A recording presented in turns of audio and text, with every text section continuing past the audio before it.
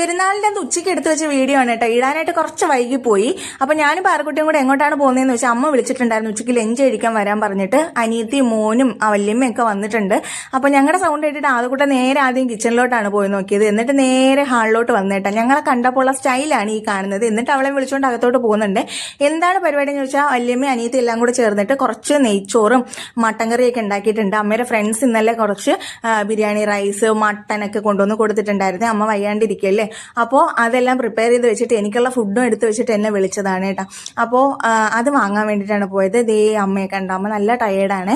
അപ്പോൾ എനിക്ക് അവിടെ നിന്ന് കഴിക്കാനുള്ള ടൈം കിട്ടാത്തതുകൊണ്ട് ഞാൻ നേരെ ഷോപ്പിലോട്ട് എടുത്തിട്ട് പോയി പാഴ്സലായിട്ട്.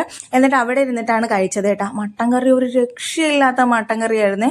എനിക്ക് എൻ്റെ വീഡിയോസ് കാണുന്ന എല്ലാവർക്കും അറിയില്ല, ഞാൻ ഭയങ്കര ഫുഡിയാണെന്ന്. ഫുഡ് എൻ്റെ ഒരു വീക്ക്നെസ് ആണ് ഗൈസ്. അപ്പോൾ പ്രത്യേകിച്ച് നോൺ വെജ് എന്ന് പറയുമ്പോഴത്തേനും അപ്പം ഞാൻ അടിപൊളിയായിട്ട് ആസ്വദിച്ച് എൻജോയ് ചെയ്ത് കഴിച്ചു. നിങ്ങൾ പെരുന്നാളിന് എന്താണ് കഴിച്ചത്? നിങ്ങൾക്കും ബിരിയാണിയൊക്കെ കിട്ടിയായിരുന്നു. അപ്പോൾ ഇന്നത്തെ വിശേഷങ്ങൾ അത്രയേ ഉള്ളൂ. ടാറ്റാ.